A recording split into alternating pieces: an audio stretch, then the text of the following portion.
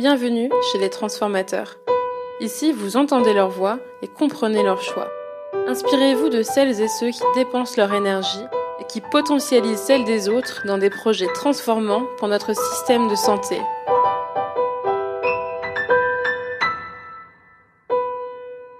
Je suis Aude Niedanu, la fondatrice de l'Hôpital, et aujourd'hui, le docteur Rada Hatem me reçoit à la Maison des Femmes, un lieu unique et innovant qui prend soin des femmes victimes de violences. Bonjour, je m'appelle Rada Hatem, je suis médecin. Ma spécialité, c'est la gynécologie obstétrique. Et puis, depuis quelques années, j'ai modifié mes compétences. J'ai essayé de les élargir, notamment en devenant un peu chef d'entreprise et leveuse de fonds pour une structure que j'ai fondée en 2016 et qui me tient à cœur et qui m'occupe énormément, la Maison des Femmes de Saint-Denis où nous sommes.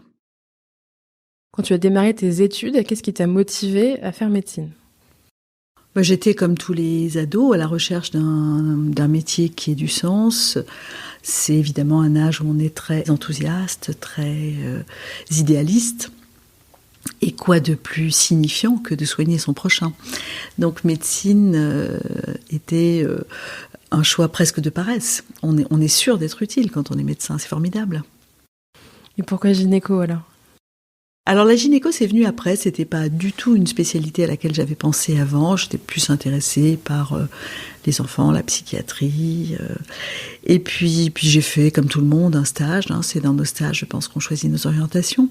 J'ai fait un stage dans une maternité, j'ai trouvé ça fascinant, et j'ai choisi cette spécialité-là, très précisément. Alors, entre le moment où tu as démarré ta carrière de gynéco et le moment où tu as créé la Maison des Femmes, qu'est-ce qui s'est passé ? D'abord, j'ai été interne. C'est une période intense et puis un peu...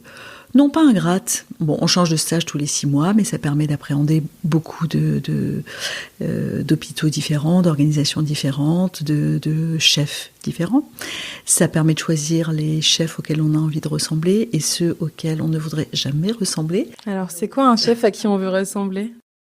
Moi, j'ai eu la chance de rencontrer des gens comme le professeur Chavigné, des chefs de clinique, des praticiens hospitaliers, des chefs de service, que j'ai trouvés profondément humains, engagés à leur manière, très attentifs à la santé des femmes, mais dans un sens très large, c'est-à-dire leur santé, leur bien-être, le respect de leur personne, leur humanité. Et c'est évidemment plus à ces gens-là que j'avais envie de ressembler que à certains chefs de service que j'ai pu rencontrer qui étaient autoritaires, aigris, colériques, humiliants. Et cela, évidemment, servait d'anti-modèle, mais on a toujours besoin d'anti-modèle. Donc j'ai grandi dans ma spécialité, j'ai essayé d'acquérir des compétences techniques et aussi des compétences humaines, puisque dans le lien avec le patient, il n'y a pas que la technique. Il faut déjà entrer en relation avec ce patient. Il faut... et ça, c'est quelque chose que j'aime toujours autant, c'est que le patient vous choisisse. Rien ne me fait plus plaisir que quand une femme me dit « Qu'est-ce qui va m'opérer ?» Et quand je réponds « Moi », elle me dit « Oh, super !» Et je me dis « Ça y est, le lien de confiance s'est noué. » Et ça, je crois que c'est vraiment une partie importante de notre travail qui est d'expliquer, de rassurer, de donner confiance pour que les gens se sentent en fait pris en charge.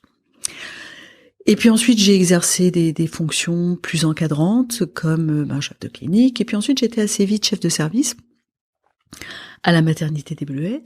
Et ça m'a permis de voir que mon goût pour le management finalement était réel et que j'arrivais peut-être petit à petit à mener ma barque comme j'en avais envie, c'est-à-dire à embarquer des équipes vers des organisations qui moi me conviennent, toujours en essayant évidemment que ce soit au bénéfice des femmes.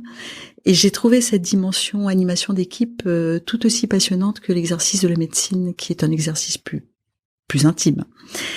Donc j'ai essayé de développer cette compétence managériale et aussi de mettre en place des projets Par exemple, au Bleuet, on a créé un centre de FIV qui n'existait pas. Et c'était l'occasion de travailler entre un laboratoire privé et un hôpital privé participant au secteur public. C'était assez innovant. Et l'expérience a montré que ça marchait très bien. Donc ça donne un peu des ailes de se dire, ouais, ça marche. Après, on s'est pacsé avec l'hôpital Trousseau. Ça aussi, c'était très nouveau. Un hôpital, un ESPIC, comme on dit aujourd'hui, et l'assistance publique. C'était un peu... tout le monde avait prédit que Goliath allait manger David, mais Goliath n'a toujours pas mangé David. Et les Bleuets vivent aujourd'hui leur vie de maternité un peu alternative. Ensuite, j'ai été militaire dans un hôpital. Et puis ensuite, je suis arrivée ici à Saint-Denis pour à nouveau exercer des missions de chef de service. Et là encore, ce qui m'intéressait, c'était, c'est toujours de rajouter ce qui me paraît manquer. C'est ça aussi qui me fait bouger, c'est de me dire, bon, je suis là, qu'est-ce qu'on offre aux gens? Ça, c'est super. Ah tiens, il n'y a pas ça. On pourrait peut-être le mettre. Et c'est comme ça qu'on a recréé ici un centre de FIV, recréé un centre de prise en charge des cancers du sein. Et le dernier bébé, c'était la Maison des Femmes. Et d'ailleurs, peut-être que des auditrices ou auditeurs ne savent pas ce que c'est que la Maison des Femmes, donc peut-être que tu peux aussi nous expliquer un peu en quoi ça consiste. C'est une unité de soins, parce que en tant que médecin, je saurais pas faire grand-chose d'autre. C'est un lieu où on accueille les femmes vulnérables et victimes de violences, et on leur propose des parcours de soins. Donc c'est de la consultation, c'est uniquement en journée, c'est pas du tout de l'hébergement, même si on s'appelle maison. Et on a 3 parcours de soins, un parcours dédié à la santé sexuelle, ça veut dire avortement, contraception d'urgence, dépistage des maladies sexuellement transmissibles, mais aussi prévention dans les lycées, dans les collèges, prévention dans les entreprises, accueil des adolescents, ça c'est des dimensions auxquelles on tient beaucoup. On a un autre parcours de soins qui est autour des mutilations sexuelles. Donc dépistage, conseil, prise en charge, chirurgie si besoin. Et enfin, une unité violence conjugale et intrafamiliale qui inclut les violences sexuelles, donc viol, inceste. Et pour toutes les patientes qui viennent, on propose un suivi médical qui est assuré par des médecins et des sages-femmes, un suivi psychologique, un suivi social, un suivi juridique, des activités psychocorporelles, ostéopathie, kiné, shiatsu, yoga bientôt, des ateliers pour améliorer l'estime de soi, la possibilité de porter plainte, la possibilité d'être accompagné par des avocats, et depuis peu, nous avons un atelier qui accompagne le retour à l'emploi. Tout ça dans un même lieu, c'est très innovant, n'est-ce pas ? C'est justement, c'était ça l'idée dans la fondation de ce lieu. C'était le guichet unique, c'était la femme au centre, comme dans beaucoup de structures, et tous les services dont elle a besoin pour sortir de sa vulnérabilité ou des violences qui l'enferment, à disposition, facilement accessible, parce que c'est très connu que pour une femme qui est dans une situation de violence, la sortie des violences impose tellement de démarches, tellement d'interlocuteurs différents, que c'est parfois mission impossible et qu'elle va baisser les bras. Alors que si tout est sur place, qu'on la laisse décider, choisir, c'est quand elle veut, comme elle veut, c'est pas nous qui décidons, mais nous sommes là, eh bien, elle se saisira de tout ça au moment venu. Oui, il y a quelque chose qui m'a frappée quand je suis arrivée tout à l'heure et que je t'attendais. Déjà, de l'extérieur, la Maison des Femmes, c'est extrêmement coloré. Ça ressemble pas du tout à un hôpital. T'as vu, on a fait exprès. Tu sais, quand je te dis les contre-modèles, je ne veux pas ressembler à un hôpital. De l'extérieur, on peut pas du tout s'en douter. On dirait même que c'est un jardin d'enfants, je pense, tellement c'est coloré. C'est ça. Une crèche. Et même à l'intérieur, en fait, on se sent vraiment à la maison, quoi. C'est une architecture qui fait pas du tout, qui ressemble pas du tout à un hôpital. Non, alors que tu vois, là, nous sommes dans un bloc opératoire. L'air de rien. Non, c'est volontaire, ça a été pensé pour, et ça a été pensé pour que justement les femmes, au lieu de se sentir dans un environnement hostile, froid, technique, se sentent dans un environnement hyper chaleureux, ce qui fait que même quand tu vas leur faire une IVG ou leur proposer une chirurgie du clitoris, elles vont se laisser convaincre parce que c'est pas flippant. C'est ce qu'on le ressent, c'est pas flippant. Il y a même pas l'odeur de l'hôpital. Non, je déteste cette odeur. Comment est-ce possible ? Pourquoi elle existe ailleurs alors dans ce cas ? Je sais pas, on sent autrement, nous. Quand tu avais 10 ans et que tu t'imaginais aujourd'hui, tu t'imaginais quoi? Ouh là là. Mais moi, je viens d'une partie du monde où c'était un peu le chaos. Donc, en fait, j'imaginais pas grand-chose de précis. J'avais juste envie de vivre dans un endroit où c'était plus serein, plus apaisé, plus ouvert et où la place des femmes en général était d'une autre nature, avec une égalité absolue. Ça, c'est quelque chose qui me pesait. Forcément, ça me rend curieuse. Je sais pas si cette question, enfin, si tu as envie d'y répondre, mais tu viens d'où? Moi, je suis libanaise. Donc, je viens d'un pays qui a vécu beaucoup d'années de guerre et qui aujourd'hui s'enfonce doucement dans le chaos, ce qui me désespère. Et ça, c'est un pays qui est relativement libéral, mais c'est quand même un pays du Proche-Orient, avec un mélange de religions incroyable. Mais les religions, elles ont toutes en commun de pas être très très women friendly. Donc l'addition de toutes ces religions fait que la place des femmes dans ces pays-là n'est pas du tout une place enviable a priori. Je vais faire de la psychologie de comptoir, mais il y a peut-être un lien entre ton envie de soigner les femmes aujourd'hui et ce ressenti-là de quand tu étais enfant? Non, je ne crois pas. Je pense que je me serais débrouillée pour aller sur le terrain de l'égalité, quel que soit le métier que j'exerçais. Après, il y a peut-être un lien entre avoir connu la guerre et devenir médecin. Oui, ça, je pense que ça, c'est de la psychologie de comptoir, mais qui fonctionne. Comment on transforme une expérience aussi difficile en quelque chose de positif? Je crois que c'est ce que nous faisons tous les jours, nous pauvres humains, mortels, empêtrés dans nos vies qui sont pas toujours super épanouissantes. On essaye péniblement de transformer notre quotidien en quelque chose de plus généreux, de plus positif, de plus inclusif, et c'est le travail de toute une vie. Alors si des personnes qui nous écoutent remarquent ou soupçonnent qu'une personne, une femme autour d'eux pourrait avoir des difficultés, quels sont les premiers gestes? Comment on devrait réagir? On devrait toujours être attentif, mais pas que pour les violences.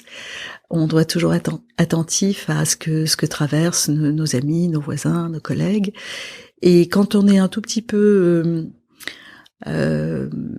formé à voir, on voit tout de suite quand quelqu'un ne va pas très bien. Et là, le sujet, c'est de lui poser des questions. C'est pas d'être intrusif, c'est pas d'obliger les gens à vous raconter leur vie quand ils n'en ont pas envie. Mais dire à quelqu'un, je vois que ça va pas et est-ce que tu veux qu'on en parle?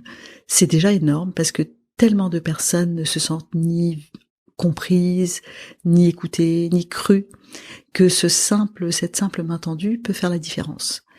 Et après, bien sûr, si la personne a envie de vous faire part de ses difficultés, pour ne pas se sentir complètement démunie, il faut pouvoir l'orienter. Donc là, l'orienter vers une association, lui donner des conseils, lui dire qu'on sera là quand elle aura besoin, que même si on est sa collègue de bureau, si un jour elle a besoin de partir au milieu de la nuit parce que ça ne va pas du tout, eh ben elle peut nous appeler et qu'on lui ouvrira la porte. Rien que ça, elle le fera peut-être jamais, mais c'est un très grand réconfort. Est-ce que là, depuis que la Maison des Femmes existe, il y a un parcours d'une femme en particulier qui t'a marqué ou une histoire que tu aurais envie de partager?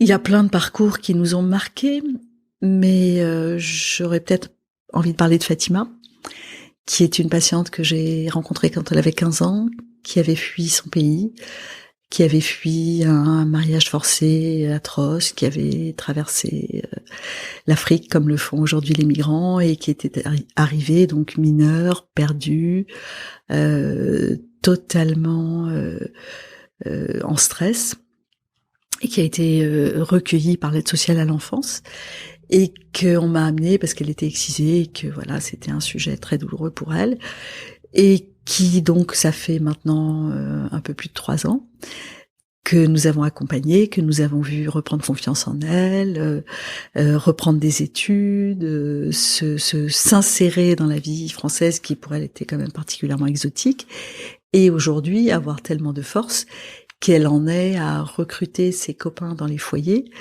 pour les amener ici, pour qu'on leur fasse des séances d'éducation à la santé sexuelle et affective. Donc moi je dis respect. Elle est devenue une ambassadrice, carrément. Carrément. Ouais, c'est magnifique. Ouais, c'est une belle histoire. J'ai l'impression, des quelques interviews que j'ai pu faire avec les maisons transformateurs que une personne qui se décide à transformer, souvent ça naît d'une frustration, d'un manque. Est-ce que c'est vraiment le cas pour toi? Est-ce que c'est parce qu'il manquait la Maison des Femmes que tu as décidé de la créer? Je parlerai pas de frustration, mais je pense qu'on a, en tout cas dans la médecine, on a tous une vision idéalisée du soin. Et c'est sûr que quand on est confronté à la réalité, et notamment quand nous-mêmes nous passons de l'autre côté du miroir et que nous devenons patients, ou que des proches deviennent patients, je trouve que ça met comme une loupe grossissante sur les défauts du système, sur parfois, alors il y a plein de raisons à ça, hein, l'idée n'est pas de jeter la pierre, mais le manque d'humanité de certaines prises en charge, le manque de lisibilité des parcours, l'hyperbureaucratie, les complications totalement inutiles parfois qui servent juste à protéger les gens et qui pourrissent la vie des patients. Et quand on essaie de penser comme ça et de se dire mais en fait moi comment j'aimerais qu'on me traite, ça oblige à justement quelque part devenir un transformeur en disant je voudrais que ça soit différent. Alors la Maison des Femmes, c'est pas une frustration, c'est la conviction profonde que une structure comme celle-là avait quelque chose à faire dans le paysage aujourd'hui, de la santé des femmes, des droits des femmes, notamment du droit des femmes à disposer de leur corps, qui est quand même quelque chose qui est très présent dans notre pratique à nous de gynécologues, que ce soit dans l'avortement, dans l'accouchement, même dans la vision de la société. Quel regard on pose sur les ados, quel regard on pose sur les femmes ménopausées, quel regard on pose sur les femmes qui veulent pas d'enfants. C'est des questions humaines. Est-ce que il faut accompagner les homosexuels dans leur désir d'enfant, PMA pour toutes, GPA pour toutes. Enfin voilà, c'est aussi une spécialité extrêmement éthique et politique, absolument. C'est pas un mot que j'aurais utilisé il y a quelques années, mais je crois qu'aujourd'hui ce mot est parfaitement adapté. Donc voilà, il m'a semblé que un lieu comme celui-là pouvait permettre de penser aussi ces questions-là. Quels sont tes projets actuels de développement de la Maison des Femmes? Alors j'ai 3 projets qui m'obligent à rester vigilante. Le premier, c'est de continuer à lever des fonds pour que la Maison des Femmes ne ferme pas, parce que son budget n'est pas du tout entièrement pris en charge par l'assurance maladie ou les ARS. Le deuxième, c'est de la dupliquer sur le territoire français. Donc on commence à avoir des petites sœurs, certaines déjà ouvertes, d'autres en gestation. Et là, très récemment, un petit projet qui est une espèce de prototype un lieu d'hébergement et d'accompagnement de très jeunes femmes, 18-25 ans, sans enfants, soit migrantes, soit sorties de leur famille pour des raisons de violence intrafamiliale, et qu'on va héberger avec l'aide d'une association, bien sûr, dans un hôtel à Paris, en leur proposant aussi un accompagnement médical, social. Éventuellement, j'essaie de trouver aussi des femmes pour les mentorer. Bref, une petite expérimentation à taille humaine, comme je les aime, et on verra. Alors, ces femmes qui pourraient les mentorer, est-ce que tu veux en profiter pour...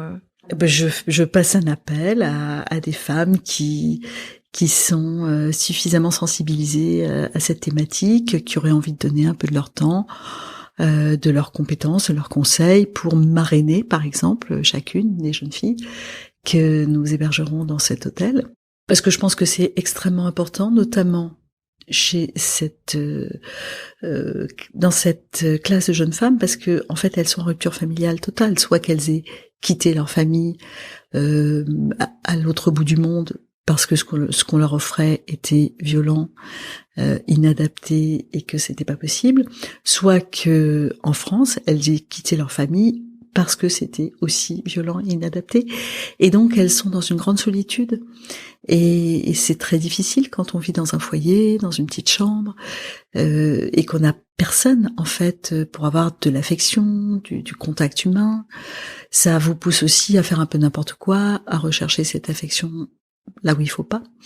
Et je pense que plus on a accès à ce genre de soutien, et plus ça peut vous servir de tuteur pour bien grandir.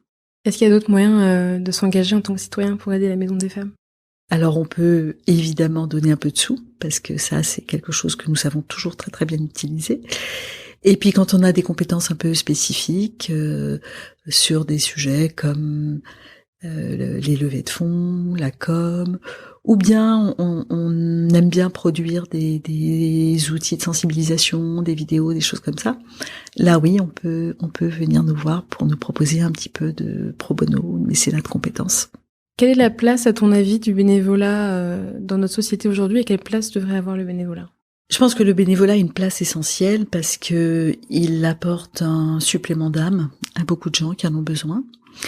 Et puis il permet d'être plus acteur, plus citoyen, je pense. Après, le bénévolat a des limites, c'est-à-dire qu'on ne peut pas avoir une organisation robuste qui ne repose que sur des bénévoles, parce qu'on ne peut pas demander aux bénévoles la même chose qu'on demande à des salariés. Donc pour moi, les bénévoles sont la cerise sur le gâteau. Elles permettent de mettre de l'huile dans les rouages, elles permettent de faciliter la vie des gens qui sont au front. Mais je ne peux pas faire reposer une organisation exclusivement sur des bénévoles, parce que je pense que c'est prendre trop de risques quand on est dans des domaines comme les nôtres où la continuité des soins ne se discute pas. On peut pas dire à 15 femmes qui avaient rendez-vous un jour avec une psychologue que comme elle est bénévole et qu'elle avait autre chose à faire, mais elle ne va pas venir. Ce n'est pas possible. Oui, c'est un sujet aussi d'engagement derrière. Complètement. Un autre point qui m'intéresse beaucoup, quand on décide de monter un projet comme celui-là, qui est très innovant, qui a quand même un gros projet, comment on sait par quoi commencer, comment on prend la décision de se lancer, est-ce que tu avais déjà une équipe à ce moment-là? Comment ça s'est passé? Avant de se lancer dans un projet comme ça, il faut avoir une bonne dose d'inconscience et de confiance dans l'avenir. Parce qu'on y va un peu à l'aveugle. On a un peu une idée de ce qu'on voudrait, mais on n'est pas certain d'y arriver déjà, donc ça peut être beaucoup d'énergie pour rien, il faut l'accepter. Et ensuite, il faut savoir créer petit à petit un réseau de compétences, un réseau de soutien. Le réseau de soutien, ça peut être des mécènes, ça peut être des politiques, ça peut être des gens du monde associatif qui connaissent le sujet, et ne pas hésiter à les solliciter autant que de besoin, ne serait-ce que pour comprendre comment avancer. Il y a des moments où on se retrouve complètement bloqué parce que on ne trouve pas d'argent, parce qu'on n'arrive pas à avoir les autorisations, parce que les gens qui doivent vous accompagner vous mettent des pots de banane, et ça fait partie du deal.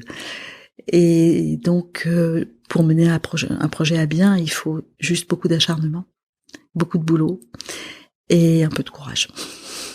Un petit peu. On met pas, j'ai pas mis ma vie en danger, il faut pas exagérer non plus. Par contre, j'ai énormément bossé, ça c'est sûr, pour que les obstacles cèdent les uns après les autres. Je suis un pitbull quand il faut, et ça m'a été parfois utile. Le fait de beaucoup travailler pour obtenir quelque chose, et notamment quand on a une vocation comme ça humaine, où on veut faire ce projet parce qu'il va apporter quelque chose socialement. On entend souvent que ce type de projet peut mener au burn-out, où on peut se faire totalement emporter finalement par son désir d'aider. Comment on se protège? Comment on trouve la limite? J'ai aucun conseil à donner parce que je me protège pas du tout. Mais il y a une chose dont je suis profondément persuadée, et jusque-là ma vie m'a donné raison, c'est que je suis complètement immunisée contre le burn-out. Je n'arrive pas à être en burn-out. Donc je continue. Même si ce projet a pu m'occuper 20 heures sur 24, 365 jours par an pendant quelques années, je pense que quand on a une bonne assise, qu'on va bien, ce qui est, pourvu que ça dure, j'ai de la chance, je vais bien, on peut donner beaucoup, et que le travail ne vient pas amputer, n'est pas une souffrance, mais l'accomplissement est une joie. Et je pense que le fait d'avancer est un carburant qui, pour les personnes comme moi qui aiment créer, implémenter, c'est un carburant qui fait que on s'immunise contre le burn-out. Je pense qu'il faut, pour ne pas prendre de risques, je pense qu'il faut choisir ses combats, il faut choisir ses engagements, il faut être aligné, et c'est ça qui fait qu'en fait on n'a pas peur de se noyer. Et puis je pense que quand on a un tout petit peu qu'on se connaît bien, ce qui est le cas en vieillissant, on se connaît mieux, on sait quand est-ce qu'il faut s'arrêter, lever le pied, s'aérer, demander de l'aide. Ça permet aussi de ne pas sombrer. Alors du coup, une personne qui nous écouterait et qui aurait un peu ce même caractère et qui aurait envie de lancer un projet transformant, quels sont tes conseils pour cette personne ? Vas-y, n'aie pas peur, n'écoute pas les gens qui te disent « Oh là là, mais où est-ce que tu mets la limite entre ta vie perso et ta vie pro ? Est-ce que tu crois pas que t'en fais un peu trop ?» Je dis « Mais je m'en fous, un, ça me plaît, et deux, ça marche. » Est-ce que tu te souviens de la première personne que tu as convaincue que la Maison des Femmes, c'était une idée géniale ? Oui, ma directrice de l'époque, Elisabeth Beau, que j'avais d'abord commencé par saouler en lui disant que j'avais besoin d'un lieu pour déplacer mon planning familial, et qui était pourtant plutôt bienveillante avec moi, et qui un jour m'a clairement expliqué que ça commençait à bien faire, qu'elle avait pas de lieu et que fallait que je me débrouille.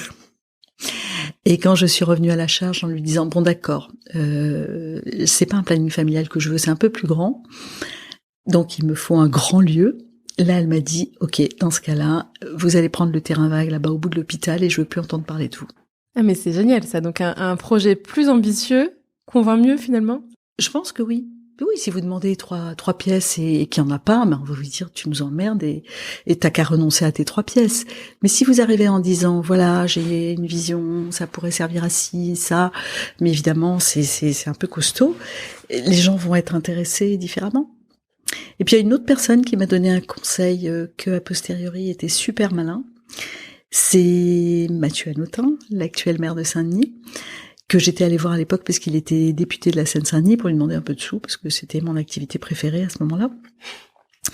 Et à l'époque, je m'étais dit, on va construire un pavillon Bouygues, pas très cher, 250 000 euros, et qui m'a regardé en rigolant, il m'a dit, mais n'importe quoi, mais demande 600 000, pas 250 000, parce que personne va te prendre au sérieux.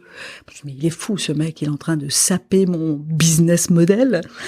Et puis je me suis dit, il a peut-être pas tort, et en fait, il avait raison.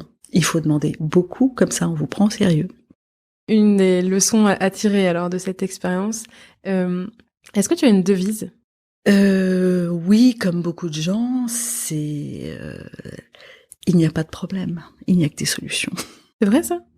Il n'y a jamais de problème ? Jamais de problème. Ah oui, là on sent avec toute cette positivité comment tu arrives à emmener tes équipes. C'est sûr. C'est sûr, si tu leur dis non mais là aujourd'hui vous êtes les uns sur les autres et vous en pouvez plus.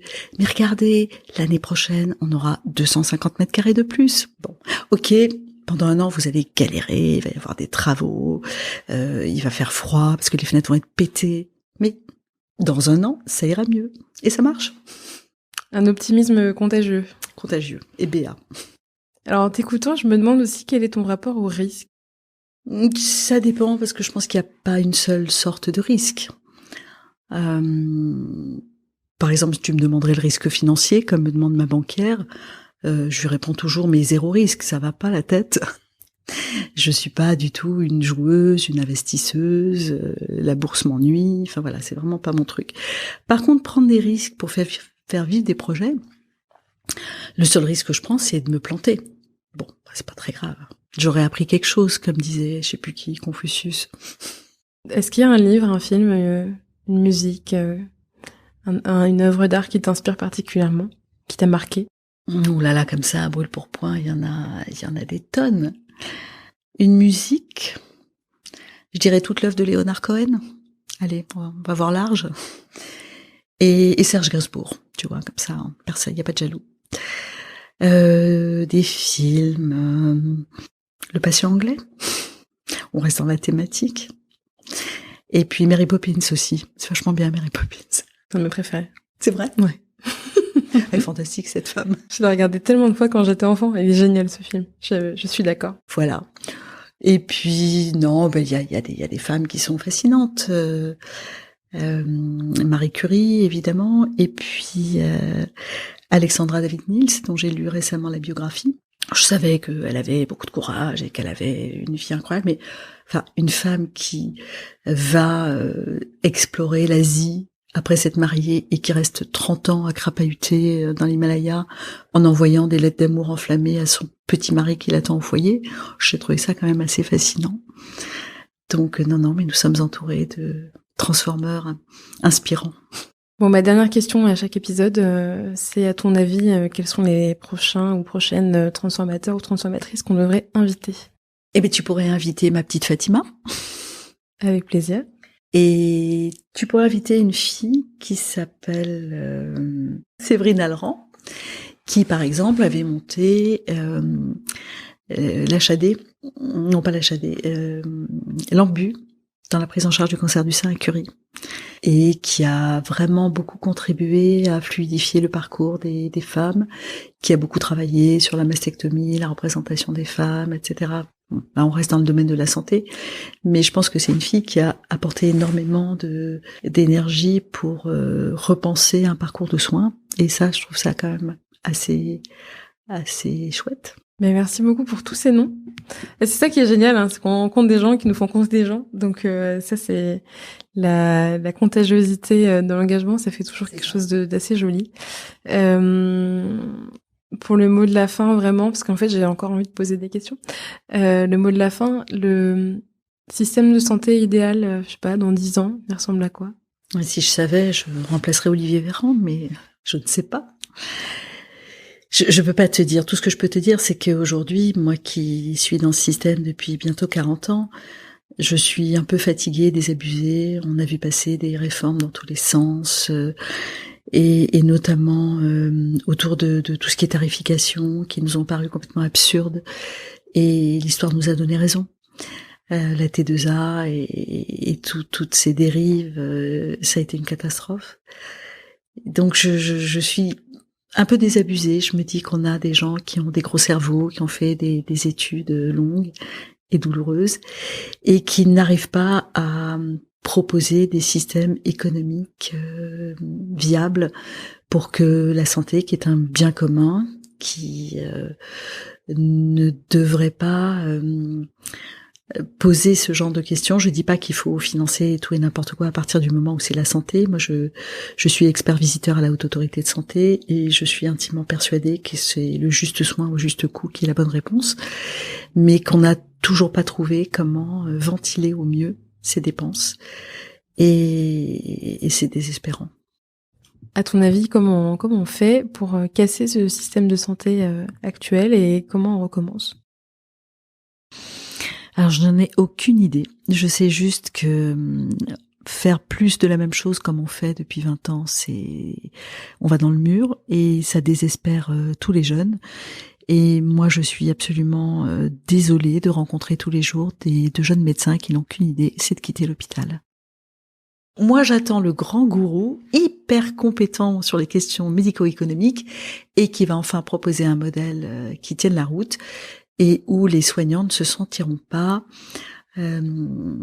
négligés et juste producteurs de soins, mais vraiment acteurs d'un système au service des citoyens. Des milliards de gens qui se sont penchés sur l'hôpital entreprise, sur ceci, cela, mais toujours rien de très, très séduisant. On va continuer à chercher alors. Bon, merci. Merci beaucoup d'avoir pris le temps, Rada. Je t'en prie.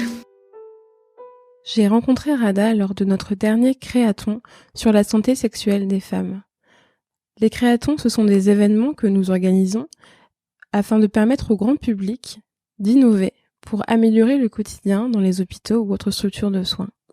Pour en savoir plus, je vous propose de le découvrir sur notre site l'hôpital lowpital.care.